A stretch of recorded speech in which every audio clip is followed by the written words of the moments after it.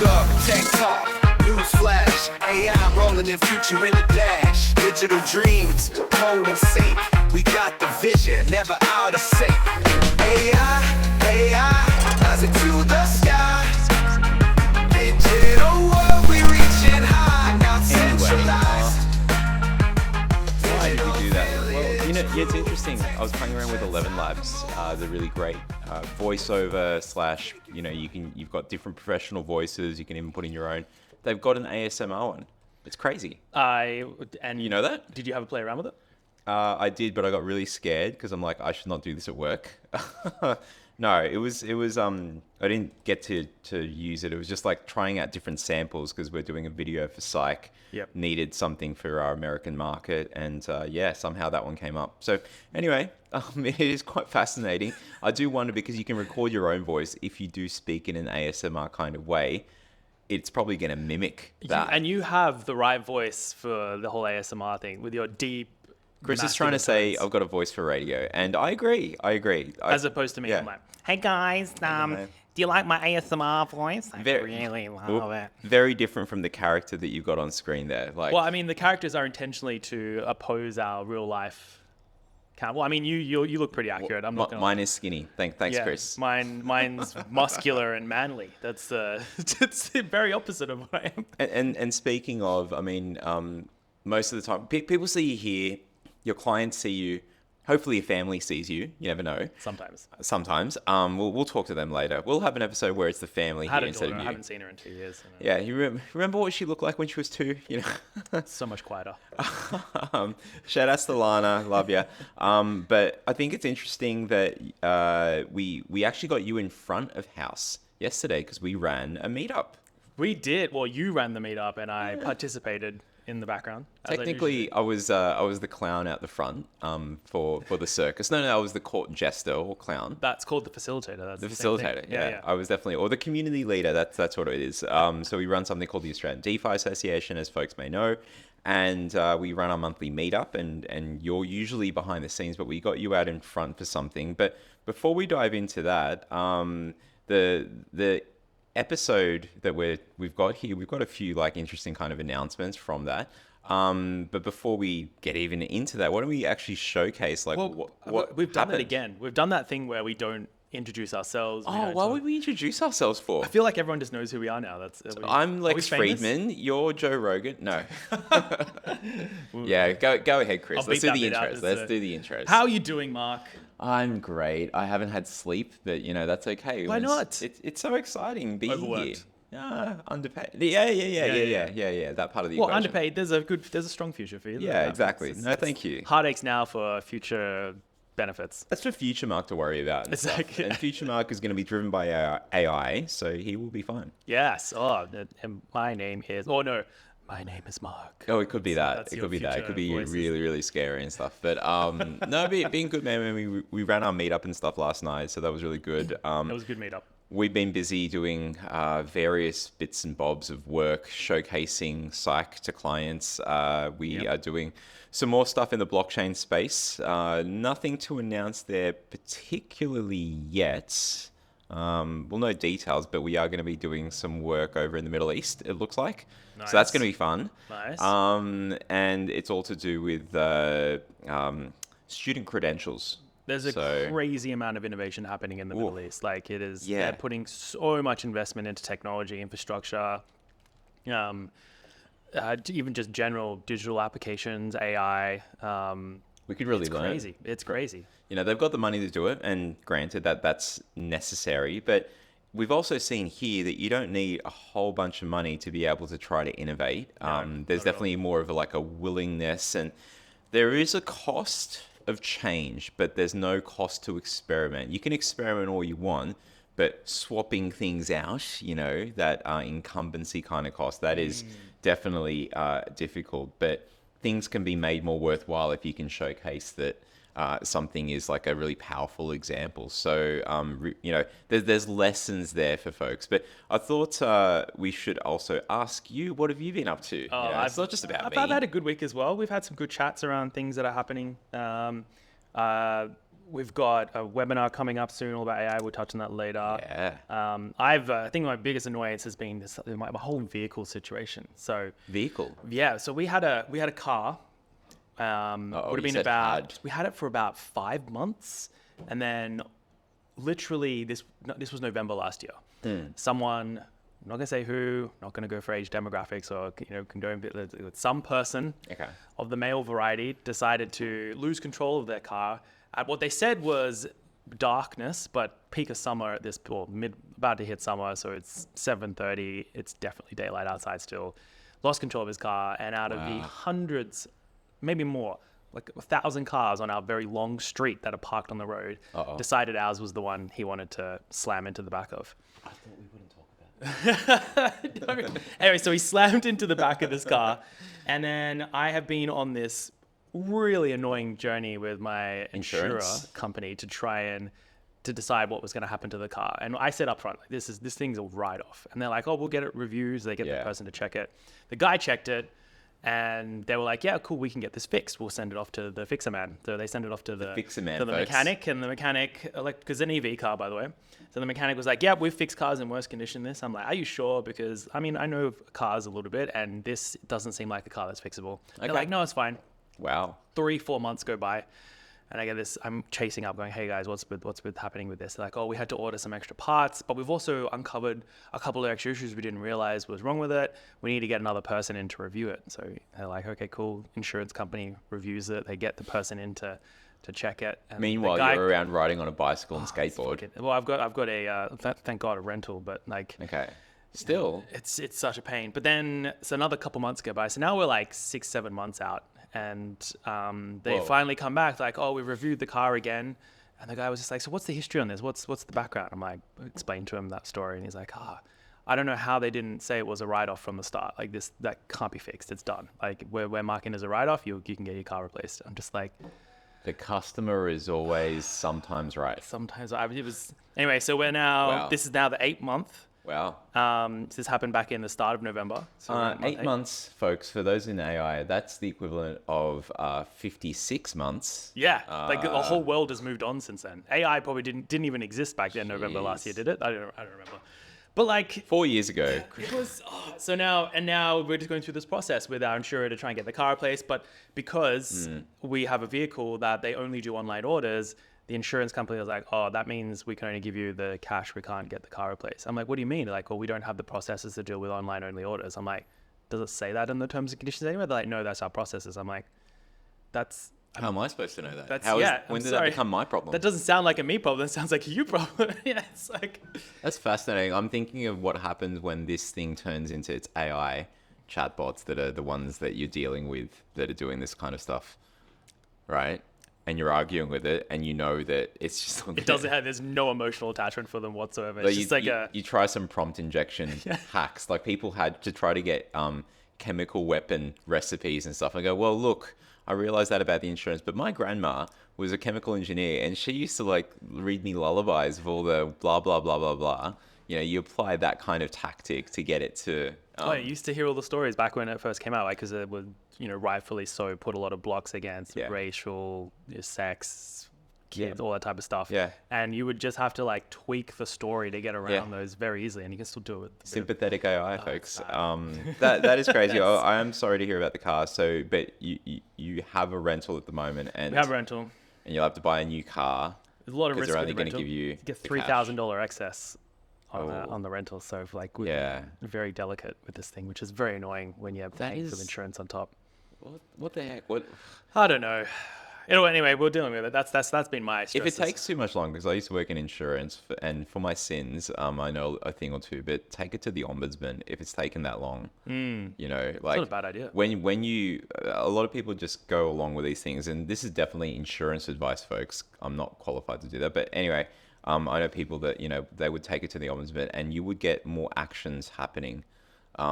So just something to consider. We can talk about offline. And I'm sorry, I hit your car. I knew it was you. Oh, you didn't find the guy. Anyway, my gosh. So Chris has been dealing with insurance stuff, and wishes he had a chatbot.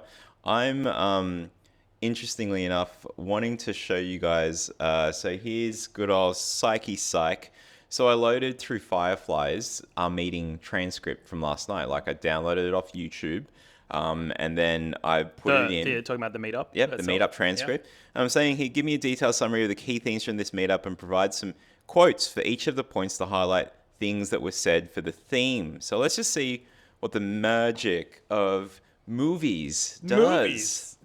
Movie magic. So Psych's taking a look through it. 4 key guests that we had. We had Hedera, Rob Allen from Hedera was there. We also had Jamie from Real Vision. He made a brief appearance. We'll try to get him to do market updates because he's their chief crypto analyst. He used to work at Bloomberg, was a markets guy, very kind of like researcher, economist, just markets whiz extraordinaire, and he's moved into the crypto space. He was covering crypto for Bloomberg, so now he's doing that. And then I had my colleague Arturo.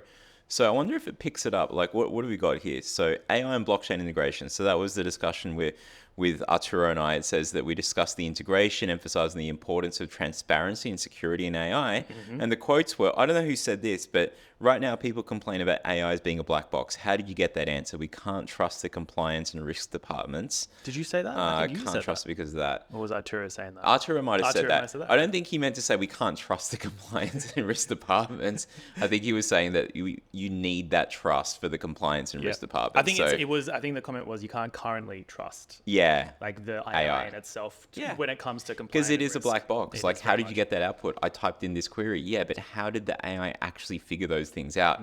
We're working on stuff to be able to showcase that because that's really important. It's funny you say that because I'm thinking about talking about it later, but there is an interesting tool that actually does a little bit of review across that. And it was interesting to play with. I don't think it has the accuracy of Psych or ChatGPT, or definitely not for Claude or Cloud as our running thing should be. But there is a tool interesting that's called, I've got it here, Perplexity. Have you heard of Perplexity? Yeah, we use Perplexity a lot. We use it for I know what you're getting at, like, because it's search plus AI. It actually does RAG. So RAG is where you get a document first. In this case, it gets the websites first based on your query. And then it summarizes and gets the answers from those websites so we can show you the source. Exactly. We do that here. So our version of Perplexity is actually showing you the sources, like you can see here. So you can see the answers to those questions are from these sources. So Perplexity is definitely showing the sources is one way, but what we're doing is showing you the steps of how it got to that answer. And we spoke about that as well as something from the blockchain space. So, folks, we do cover blockchain too. But when we worked in that, we are working in that space, zero knowledge proofs, an ability for you to be the bouncer and I go to the club, right? And I don't have to show you my license, but you can ask a question, are you over 18 and do you have a valid New South Wales driver's license? And I would just be able to prove to you true or false without having to actually show any data. We're using that in here because when these outputs are, coming through, whether it's robot or human that has been part of the process for that output, those can be signed off. I would be the least scary bouncer at a front door. No, Chris used to work out, folks. He was double the size, twice as tall, and at least half as smart. Because imagine walking up, just seeing me at the door. There's I'd be like, you're not coming in. They're like, okay, what are you gonna do about it? You can come in. And the bouncer's like, no, literally, you're not coming in. You're bigger than the door, sir. That's right. Yeah. You're too fucking. Yep. Anyway, ta-da! Okay. So education resources, programs and resources were spoken about. So getting into what you're doing, but also before that, we were very lucky to announce that we've been sponsored again for the second year in a row by the City of Sydney. Big news. Massive news, exciting. Folks. We're very lucky for the Australian DeFi Association. What it is that the first year they helped us run the meetups, provided funding along with other sponsors to help us with the costs of upkeep and management and just to be able to keep that thing alive, right? Do the monthly things. The next year, we couldn't use the funds for that. If we requested, we had to take it further because they help you get off the ground, but you're supposed to fly from there. And we said that, look, we do this thing with AI as well. We want to bring more AI into this. We want to provide more AI to the community. And so we were able to offer the community and everyone watching this show at least a free month off as a trial. So that's something now as we get more mainstream. So that's part of it. How do we want to showcase that? To put link in the notes? We'll put a link in the notes. We'll put a link in the notes. Yeah. So when people go to like the product guide, there's details there at the start where for a limited time, special offer closing down, and we're always closing down, folks. You get that special offer code that you get the free 1 month off, and then we're going to be selecting some businesses that are working in that blockchain and AI space to help them out that are coming along to these meetups, that they get more access to psych. So something on that coming soon. But apart from that, and we're very happy to be able to showcase how AI and it's being powered by the city, because they are really forward-thinking. Is that a word?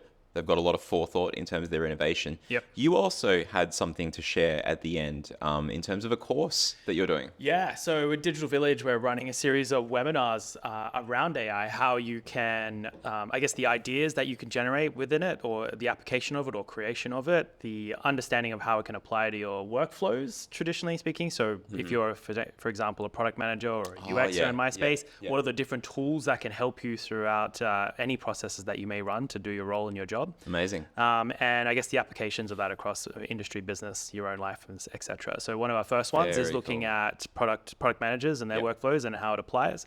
And then we've got a series of others when it comes to culture integration, security integration, etc. And there's a series of very, very intelligent people who are going to be managing those. I can't think of the names off the top of my head, but definitely not me. From specialist developers through to consultants and even business owners as well in that space. Amazing. So we're kicking off the first one, 15th of August, which will be presented with myself and colleague Ned. And during the day? During the day at 11 o'clock, but we'll, again, show notes. We'll put in a link there so you can register and sign up. We've got a few people already, so it's pretty excited. Well, we'll give you all the secrets of utilization. You see it in the show notes, folks. We'll even throw up the QR code. We should throw up, like, for both of these, the QR code and signs on screen. So definitely keep an eye out for that. One of the other things I thought I'd mention, and I mentioned it maybe earlier before, we have one, and we're just finalizing the way that it's going to work in terms of timelines. But some work with the Middle Eastern government where it is all about, as you can see on screen here, tokenization and smart contracts, to do with how we're going to do education type credentials. So think university credentials. How does that translate into the new world? And something that's interesting is that you might start with just educational credentials and being able to store them as NFTs, and as you complete courses, attach the achievements to that NFT, and it's specifically you. So NFT, it's because it's you can't transfer that. You can transfer it to someone else, but I can see that that's not you. You know what I mean? Like, it's actually very hard to disprove that it was uniquely yours. Just like Lana is the ultimate NFT, very hard to prove that she's not quite yours. So there's a real world example. Your child is your NFT. Think of it like it is the DNA of the asset. Pretty much, it turns out the human body was the ultimate computer. It's the ultimate blockchain. That's what it is. That's true. Like, we've got this lineage and stuff. It's just not visible. Anyway, what's interesting there is that taking that one step beyond, imagine a future where you can see the skills growing or declining, the ebbs and flows of like different skill sets in the emerging, resources from students. And then you've also got, coupled with that, the demands from the economy in terms of businesses, the labor needs and stuff like that. And you've got this real-time levers where you can go, hey, we need more students into this. Let's like ramp this part up in terms of the education, because we can see that 5 years down the line, we're going to need that skill in the labor force. And what it is also going to be helped by is AI. AI is such a great matchmaking kind of tool when you feed it all the context and information. So it's going to be a wonderful future, I can see, That is very exciting. I mean, and the two spaces you mentioned are definitely ones that are needing a lot of attention well, government and AI. This in terms of laggers and infrastructure, and then also, more importantly, overlaying that with, what am I trying to say here? Words. Oh, Chris is trying to say words. Trying to say word. Legislation. Thank you. Oh, yeah. Legislation on top of that, and how it all gets managed. Yeah, absolutely. So look, very I just exciting wanted to show that because we literally just did the meetup. So you're very lucky, folks. That's the first time anyone is seeing that, because I was literally loading that on the bus this morning. And you get to see Psych in real time and how much faster it is. It's so good. Thank you, GPT-4 Omni. We love you. I've been talking about that a lot with a lot of developers who haven't moved from 3.5 yet. I'm just like, dude, just wait until and Omni multi-model. It means that we can do more things with it with just a few changes of code rather than needing to have a separate vision model, a separate, voice model and stuff. That will just be part of Omni. Yep. So watch this space, but you'll be able to do image stuff in here. Like if you copied and pasted something in with charts, like we'll get that Omni model to actually read it. Nice one. So there's a few little tweaks we got to do, but that's coming very soon. So it's exciting, right? Very exciting. This week there's been some quite interesting news. Yeah, quite a bit of stuff, actually. Yeah. I mean, should we start off with some of the local things first? I know we've got like our order and stuff here, but let's just start with the biggest thing, which is local startup heroes and startups. Get the mic right, Mark. Leonardo AI, which many of you may have used, and some people who were using did not know it was Aussie, right? So that's interesting. I mean, personally, I knew it was Aussie because it was. I met some of the developers at. They were showcasing it at, I think it was South by Southwest. Oh, like in Sydney. And I had a good chat with them. Yeah, they did present. That was pretty good. I enjoyed that. Yeah, they got bought out by another major unicorn of Aussie tech, and Canva. Unexpected / expected. I hadn't read anything about this. I didn't know it was coming, and I'm sure there was, whispers in the background about it happening. I'm sure the people who follow this religiously probably knew about it, but. From a Canva perspective, knowing what their goals are, seeing where the current state of their AI, like smart play. Yeah, very smart. This is going to completely change, or at least like elevate what their services and platforms can now do with the purchasing of Leonardo. Did you know that Canva products have been used more than 7 billion times? I mean, according to this Business Wire article. Not surprised. So 190 million monthly active users. Not bad. I wonder how many of them are not paying. Oh, is there a non-paid version of Canva? Yeah, definitely. What the? Anyway. You don't get all the bells and whistles of it. So like, I like my bells and whistles. I just pay for everything. Yeah. Mark will pay for anything you put in front of him. It's a high risk when you have thousands of AI tools that you're practicing or testing on a daily basis. This is true. The amount of times I look at my credit card, I'm just like, there's like 10 things I haven't cancelled yet. Yeah. Shit. So you know what? There's going to be an AI for that. There's going to be, there should be an AI that just auto cancels your stuff if you're not using it. But anyway, patented ideas out there, folks. But 19 million users is registered users. Yep. Not active, but registered users what LeonardoAI have. And that is amazing in and of itself because they've been around for 2 years. Less than 2 years. December 2022, just after ChatGPT came out.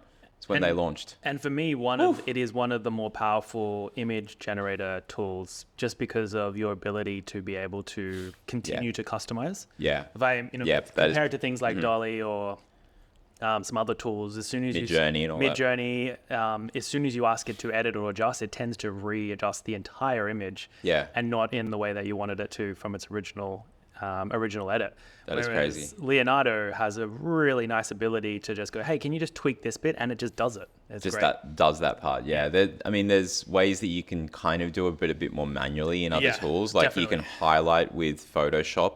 And it used to be, it had to be Photoshop beta where you could click and highlight around a thing. Yeah, you can still do it now with Photoshop. But Photoshop, I'm not comparing because I think it's a bit more of a paid, massive business situated themselves for a while. I'm comparing it to like those tailored not taking anything away from these guys. Like I think it's an amazing thing that they've got there, and I'm excited to see the integration. As a Canva user, this is freaking wonderful. Absolutely. Thank you so much. Speaking of consistency and stuff there, I thought maybe sticking with the theme, let me just get rid of this thing here. NVIDIA did the impossible. And so they've got something, I'm going to show a video here. Let's see if we can cut to the right kind of part. And there's no sound on this one because I haven't put the sound on. Oh, actually, let me just... Is this them competing with OpenAI? I don't know. Getting to the market first? No. This is Sora. Yeah, kind of Sora. Let's just say... No, it's OpenAI Sora. Oh, is it? Oh, it does. Oh, yeah. You know what? Chris is reading from the screen, and he's exactly right. This is NVIDIA's partnership with OpenAI to enhance the video generation. Yeah. So consistency is the thing that I'm more interested in. Is the C person, and it gets better. It also supports control. Control net. We can draw Look at this. You can give from the stick figure the position of the character, and it's a consistent character, Wow. you know, and then you can describe it. Exactly Text. talking to the thing I was just mentioning around Yeah. with Leonardo. Wow, this is great. So, I mean, it's great that there's multiple parties doing this because they get to, AI yeah, video is also possible. And so this is an AI generated video here that we're seeing Yeah. on screen with both. It was a little gnome sweeping some sand. An even crazier idea. Text to animate. text to animation. So if you just say what you want the animation to do, it can give you that consistency. So we're seeing some animated characters running around, and you're just describing what it is that you want it to do.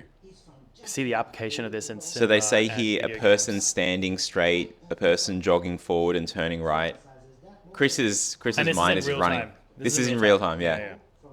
Or maybe it's real time. I don't know. Like, No, I think it's talking in real time, telling it to do something in real time. yeah. And martial arts moves.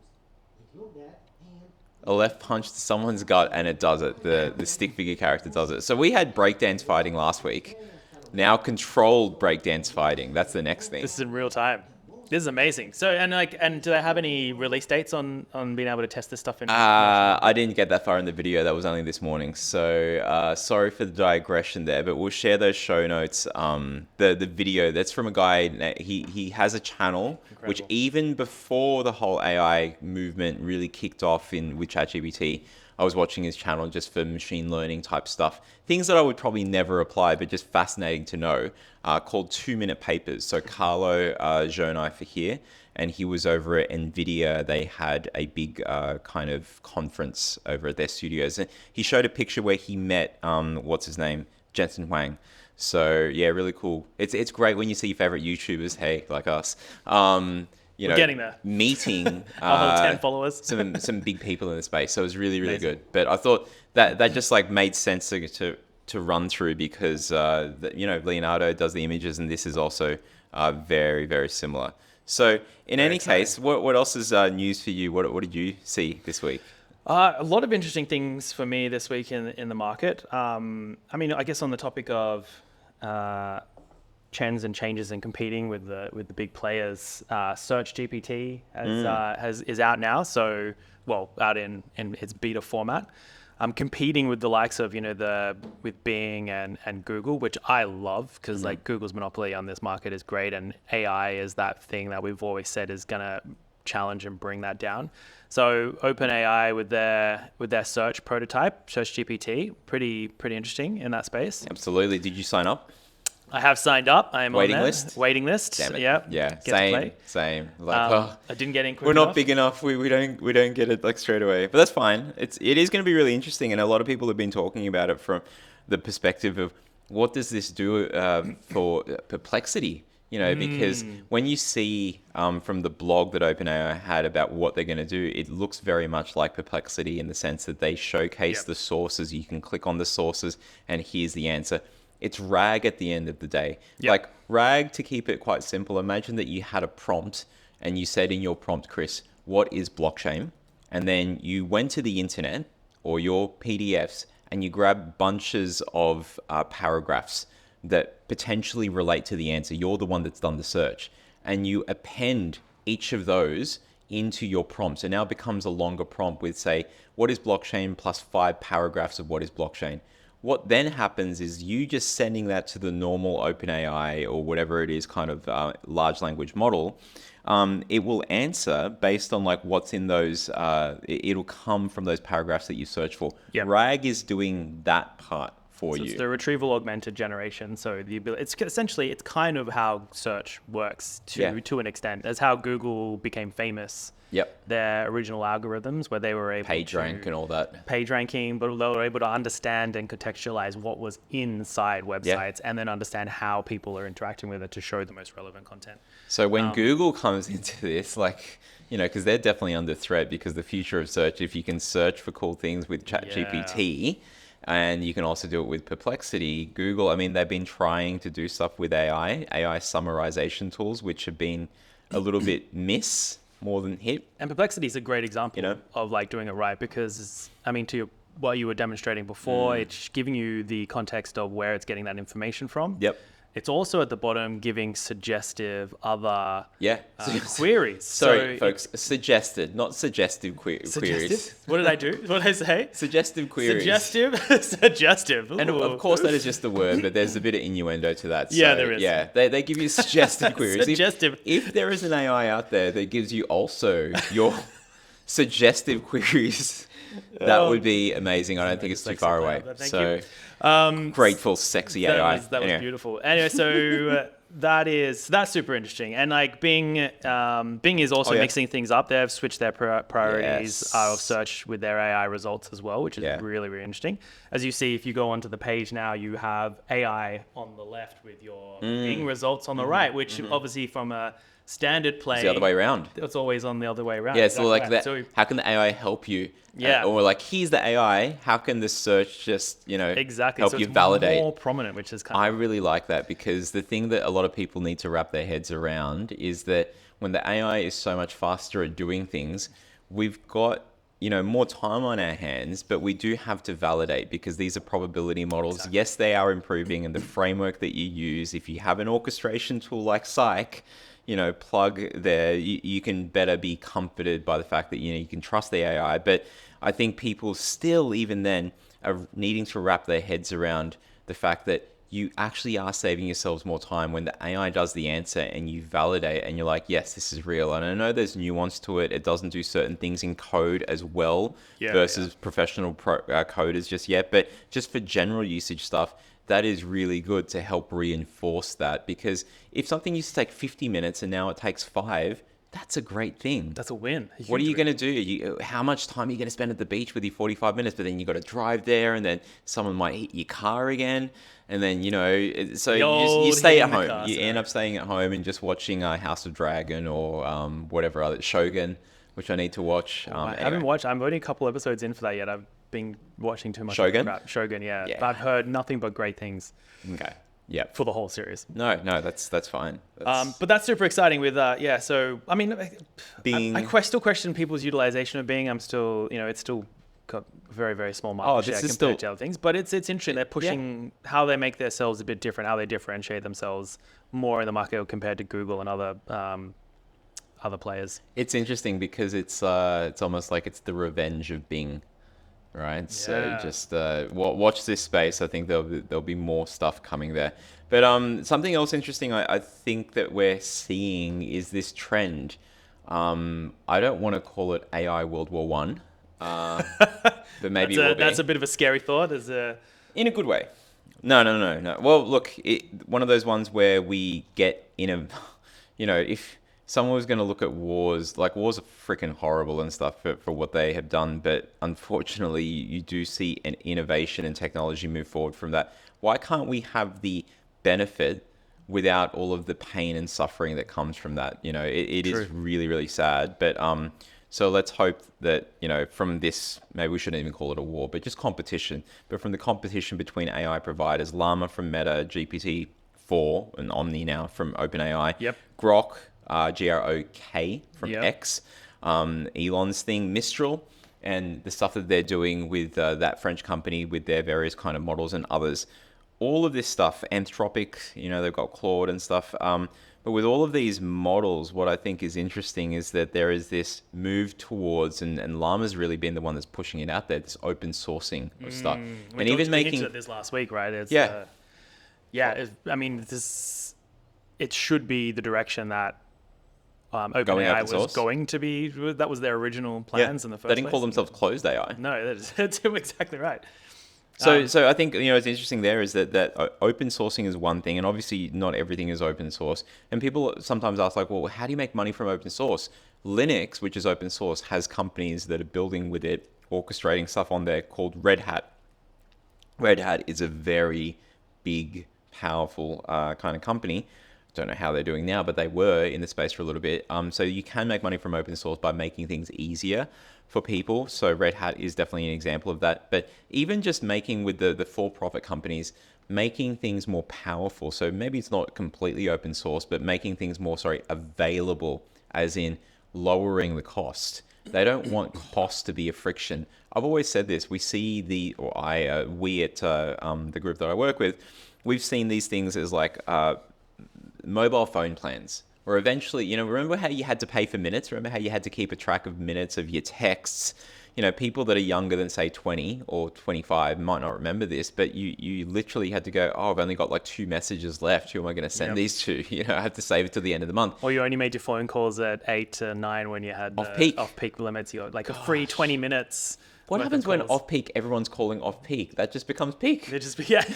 So, guys. But anyway, now it's that world where things are just unlimited. You pay a fee and you get unlimited access because it's so low cost. I can see us moving towards that. What a wonderful world that will be. But the AI competition wars, so to speak. It's happening. And we've seen this from the get-go, right? We knew it was going to happen with the rise of all these intelligent LLMs that are just as powerful as OpenAI. It's now a race. Yeah. It's a race of market share. It was hard to see it when you couldn't see it, when people were saying it, we were saying it, but like you couldn't see it. Now you can see it. Now you can see it, exactly right. It's here and it's happening. And it's exciting because it is creating a lot of innovation. They're all trying to differentiate themselves, and the only way they can do that is by doing something a little bit different, and that brings out more creativity. Exactly. Which I love. Exactly. Apple. Yeah. Is happening they've been a bit delayed on their AI front. They have obviously had that big teaser Do they a couple have months AI? ago. Their whole Apple devices, they were bringing out all this new. It was supposed to arise in September, but now they've pushed it back even further to October now for commercial release of their products. That's like a year. Which I know. The thing about Apple, right, is that that whenever they release something, everyone will be convinced it's the new brand, the best thing. It'll be great. Yep. So they'll be successful even if they push it back. And to be honest, it's probably got a lot to do with them wanting to make sure that it's right. That when they release it, they don't want all the bugs and issues that other brands like Samsung may have in the market. They're not playing the race. They're playing their strengths, which is good. Mm-hmm. But what they have done is released it to the dev beta program. So people who are making applications and other services, they can get on board with their AI tools now, which is kind of cool. So if you're an Apple dev out there, which I'm sure you probably know about, I'm sure they did some kind of press release to that group. Yep. You can access the AI activities on your devices now. Amazing. So for all the Apple devs and stuff out there, and even just like fan boys and girls, like I think that's definitely a positive news. Apple has that proven capability of taking existing technology at the time and just showing how we should be using it. Exactly right. I can see them, not really a dark horse because people know about them, but just they've got that history of like really showing this is how you do smartphones. Yeah. Right. And considering the experience, and because they're also focused with their own tech, like it's integrated, much more stable than other competition. Competing brands are. I've no doubt that they will do really well there. That is quite interesting. What else you got? What's Instagram? What's happening there? Now letting you create AI chatbots. What? So for all the influencers out there, you can create your own little persona in your messages. How does? And then it responds for you. So right. do you know Character AI? Have you across Character AI, which is it's quite a lot of fun if you want to create your own little bots and things like that. I imagine that in Instagram. But I have to confess, I've not really been a user of Character AI. Only a little bit. I've played with it and I've done some tests with it just for the fun of it and seeing how you could integrate stuff into our site. Give it a persona and stuff? Yeah, you can create your own persona. Well, you can create within existing persona profiles and play with those and tweak them. Yeah. So now you can. So with Instagram, you're essentially creating your persona of yourself into the application for messaging now. How does it know about you? I mean, like, do you can just give it a profile and I'm not sure how the background works. Like, I wonder how much your own picture, it your own learns imagery. From the stuff that you're doing, for example. Like, if it looks at your history of how you message. And for some people, it's like, please don't look at my message history or something like that. Like, I wonder how that particular part works. But fascinating stuff. But it makes sense given that Meta is, the group that's there. Of course they would, add stuff into it. Well, because they've got their Meta AI and all that sitting in the background. It's been out that for could a while be very on your cool. WhatsApp Messenger and etc. So I'm not surprised that this is the kind of jump that they would make into the social sphere.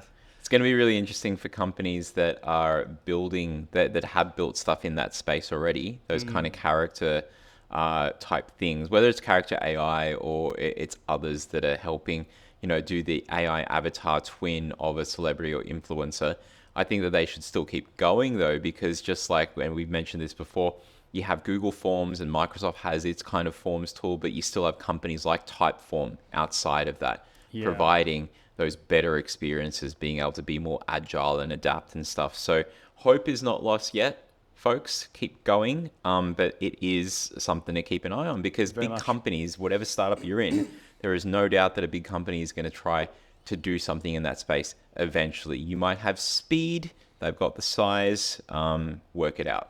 So the interesting thing for me about these type of chatbots is, I mean, especially for social influencers where they've got sometimes millions of followers, it's a way for them to engage in a different way with their customers, even though you're not really engaging with them. But it could be like sharing unique content, sharing unique insights. You can limit who the bot talks to. Oh, okay. So if you don't want it to talk to other AI bots on Instagram, which I'm sure it's just full of. Isn't that majority of Instagram? Half. So they can limit the types of conversations. They can share things like content wise. But it's kind of fun. I think it's a kind of cool little thing, cool little add-on for Instagram. I know Instagram's trying to keep up in the social space now. The rise of TikTok and video, it's definitely playing the catch-up game. But TikTok's gonna start getting old soon. I wonder what the next thing is. Isn't it?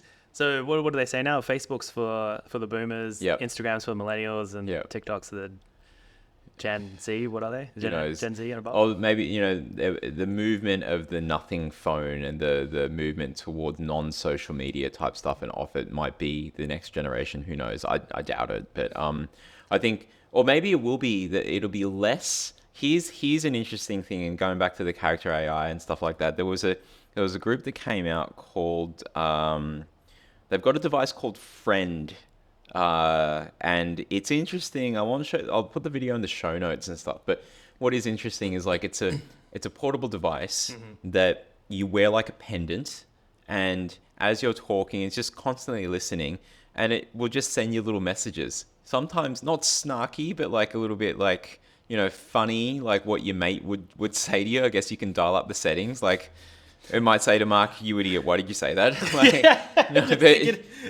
It's like you're having a conversation with your missus, and it pops up a thing going, "Don't say that. Don't say that." Yeah. Like, I know what you're about to say. Yeah. Do not say this thing.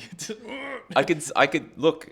Go buy her flowers now. You messed up. Language is patterns. We are pattern machines, and we follow patterns, folks, and so it's easy to figure us out in some ways. So that's what they showed. Now people do question this because it's new, it's interesting. They've got a really weird kind of video. Weird for me. I don't see myself using something like that for that purpose. But Rabbit, which was the device, another device that you could hold, and that had its kind of issues. Apart from the fact that they oversold a lot of the AI stuff that they would do, and it was figured out that there's not much really underneath it. Apart from that, like, it was the main thing that when you have these hardware devices is like, why would it not just be on the phone? So I can see a little bit. I can see where there's relevance for this episode. I mean, the way I'm interpreting your advice, there were a couple that I think we spoke about last a couple of weeks ago, where they are just pendants, they're separate devices that actually interact with your phone, right? And I think that's okay as long as it's the technology and the price is right, because that's it. It's a microphone you put on the desk because you don't want to have your phone in the middle of the table, or the microphone you're hanging from your thing because you don't want to have your phone out against your chest, hearing that with it can't hear very well inside your pocket. So I can see a place for some of those tools as long as their interaction is with the main thing I always turn to. Like something that if it integrates with the phone, like let's say, for example, like a recording device for meetings and stuff like that, you can just put in the middle of the room and it's got good hardware to pick up from the mics, and in real time, everyone's phone's getting like this transcript, and then coupling that real timeness with information that you have about the meeting and your own thoughts on it. It's becoming this powerful assistant for you in real time on your phone. You've got your unique experience on your phone, Chris. I've got mine. I think we're going to see world of that kind of stuff happening. Which is exactly where it should be going. Yeah, whether this is the way, like this friend thing, because they're aiming more towards that friend type stuff. Look, the world is getting lonelier out there. I can see a need for something like that, but just it's execution, as you said. Yeah, exactly right. I mean, and that's the problem with devices like Rabbit, where it tried to replace a device, yeah. but it didn't Yeah. think about the reason that we have these devices. Didn't think about the broader purpose and the existing tech that's already on it. So they tried to challenge a market with a very limited experience that also was quite clunky. Like it was slow. Yeah. It wasn't exactly the most appealing design. It is a sign, though, that when the complaint from people was that, well, with Rabbit, shouldn't we just have an app? Couldn't it just be an app? Whereas years ago, 20 years ago, maybe it's like, why you like it, an app? Wouldn't you just do it manually? Yeah, exactly. That's so true. Why don't you just call? And Like, why would you need an app to and that order your comes- food? it Why comes wouldn't from you just call? habit. It just goes like it's the innovation and habit. Yeah. So I've talked about this with a lot of organizations where they come up, well, they've got this idea and there'll be something that comes out of it, and you go to propose, how do we get this integrated into the business? And they're like, there's too much change. Like we don't want to go this far. It doesn't make Yep. sense. This is a product that sits outside of our ecosystem. But you're like, well, the experience for that is a lot better. But they're like, yeah, but we do it this way. It's like, okay, so how do we talk about changing of habits? How do you get people doing one small thing different that makes sense when you end up doing the thing that you need to get to?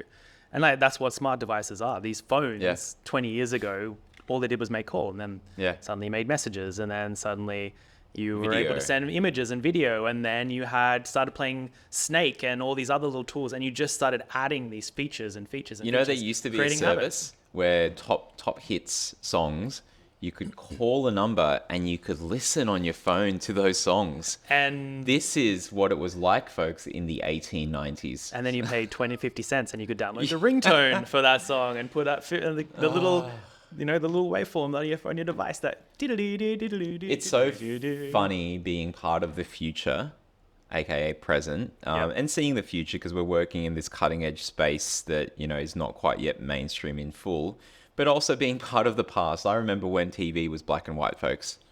No. But, I mean, in that sense, like, so my niece, who is now 7 years old, and I've had a really funny conversation with her the other day around, because she's used to live television. Like, she watches On Demand, Bluey, and Paw Patrol or whatever. Yeah. And I was just like, and I was trying to explain to her that back in the day we had ads and fast forward and rewind. We had to wait each week for a new episode, and she just couldn't grasp that concept. Like, it just didn't make sense in her head. It was like we used to have to put a cassette device into a machine and fast forward to the things we want to watch. She was like, "Why? Why you just watch it on television straight away?" And he's like, "No, we didn't have that." It just like blew her mind. Maybe they need to do this as like social experiments. You see these things on TV where a modern family will move into like an old school kind of house and live for a week, washing their own clothes with a washing board and gathering water from the well and all that kind of stuff. And like maybe for kids as part of like respect for history and stuff, you give them courses where they have to for a week only use a certain type of device and only communicate in a certain way. Use this kind of old school with a massive back computer. I think behind it'd be it. very confronting, but also kind of like very eye-opening for them. Yeah, I think they'll perspective. appreciate- yeah. People need perspective to appreciate that we are standing on the shoulders of giants. Those giants might have been shitty in terms of the tech, but hey, we had to start from somewhere. They were cutting edge at the time, folks. So I think that was really interesting. What else have you got in news before we get into a little rant? I wanna take us on. Yeah, well, I mean, I think this is not financial advice, and we always touch on that one, but we're starting to see a little bit of a reset in the market due to AI launched. Stocks went through the roof, particularly for businesses like NVIDIA. Yep. We're starting to see a bit of a stock correction or a market correction when it comes to these types of things. Okay. Microsoft, NVIDIA in particular, they lost just 6 to 7% just over the last couple of days. What is their price now? Let me have a look. And but it's an interesting thing. Like, it's showing that bubble is finally coming. We're at that peak, and we're finally coming down to, all right, what does this actually mean for us in the market? How does this stuff get integrated into our lives, and which businesses are right for purpose? And I'm seeing a lot of conversations happening out there. There's an article from Forbes, from The Guardian or the likes, just saying, that reset is about to happen. Okay. Which I think is a good thing, because I think that bubble has been stretching a little bit too long. Yeah. And it's created a lot of misunderstanding in the market for what businesses are doing and what it means for customers alike. I think this is going to bring that medium back down, I think, as it get over that wave and that hump to really start thinking about how this integrates into our lives meaningfully. I think it just also means that VCs or anyone that's putting money into this space, or just normal investors, need to see what you normally would like to see when the market matures, which is more traction, better business models, better features, better collaboration between kind of systems. You would question if someone's trying to go out and do stuff on their own, do they have the resources to be able to do that? Do they have the smarts, as in, like, is their stuff so unique that it's actually really hard to replicate? Like, maybe they've got something. So, for example, if meaningful investment, that's what it is. meaningful investment, exactly. So you want to look at that kind of stuff. So that is certainly interesting. What else you got? Hilarious story. KFC tried to do AI. They trialed an AI, drive-through service. Oh, perfect. Yeah. I want to go there. Apparently, it was terrible. There's a great video online of someone as they're going through. I saw this on news.com.au, and as the person went through the store, Casey, I think Casey's what the AI is called. It did not go well. Really? I'll share the TikTok in the video. Afterwards. This is in New South Wales. This is in New South Wales. Yeah. Yes. Okay. And don't tell me they shut it down. I'm not sure if they've shut it down yet, but I'm gonna go somewhere straight after this. It didn't go well. Let's just put it that way.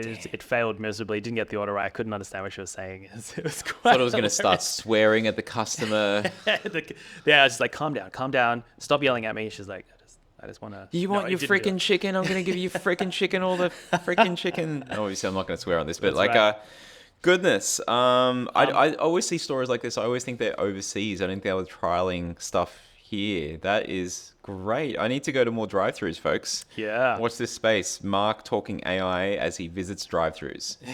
Drive-through crawl, pub crawl. And I think lastly on my list is Mistral. It's just a big update. And Mistral 2, Large 2, which is pretty exciting. I mean, that came out about just a little over a week ago now. Yeah. And it is competing heavily on the math side of things, which is kind of cool. So obviously there's been a real big challenge in how LLM understands mathematics and gets the right results without having to pull Python. I think to an extent it's still doing that, but it's able to do it much more accurately compared to, some of the other competitors out there, the Llama 3. ChatGPT 4.0, etc. So pretty interesting there. So for the people out there looking for something with a bit more mathematical accuracy, it looks like Mistral in the short term is the way to go before, as we're talking about the big war that's out there, the next one pushes itself a little bit higher. No, this is great. I'm looking at the and this is from their website and stuff. But still, like, when they talk about accuracy for function calling, they used to be ranked a lot lower for their function calling versus Claude versus GPT 4.0.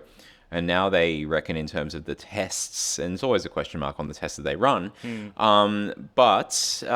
double the capability they had before, and even higher in accuracy, like nearly around the 50% accuracy rate. And I'm not sure if this is off one shot where they just give it the question and then just go answer it, or they're doing mixture of experts, because there's different ways that you test. For example, like if you make the query set up so that it has a bunch of its AI acting as different experts, you get different results versus if you just do it one shot, just ask it a question and test that answer. So this is absolutely fascinating. We're going to dive into that. We'll be definitely trying that out. But math is that's definitely something that we want to see AI models do more of. Exactly, and especially within the, one of the biggest challenges of AI right now is getting that breakthrough into like finance sectors and accounting sectors where there is a need for more mathematic focused AI tools if it is to be successful in that sphere. And right now it's just not up to that standard. I mean, we've got Microsoft in Excel and all those types of tools, but it's still more of a, hey, I need an equation for this, rather than can you solve this for me? Like redo this whole spreadsheet to give me like everything I need. Build this financial model for me. Exactly. That leads to an interesting point, because I do want to say though that with all this kind of stuff, you should be careful what you wish for, because 100%. That Pandora's box that we will open up, because we're heading towards it. It's inevitable that AI will be able to do things like that. You've got to think about, if you're in that position, if you're in that role, what does your role become? You need to start thinking about, how do you still provide value? Because if you're not going to do that, unfortunately, just like majority of the world elevator operators, people that stand in elevators to let you up and down and stuff, is not a thing anymore as it used to be. And I think it's just you just have to really rethink how you're going to do the work that you're doing. And it leads to a topic that I think is interesting. which is human in the loop versus AI autonomy. And what I'm talking about there is that when people say that AI, okay, it's not good at things or it is good at things, it's subjective, right? It's sorry, not subjective. It is nuanced. So it's not that AI. You got to think about the problem that you're looking to solve. So if it's a deterministic problem, like it's math, then yeah, generative AI tools have not traditionally been good at that because they're probability models. But when it comes to things that it is good at, like subjectivity, then it's been definitely better because why?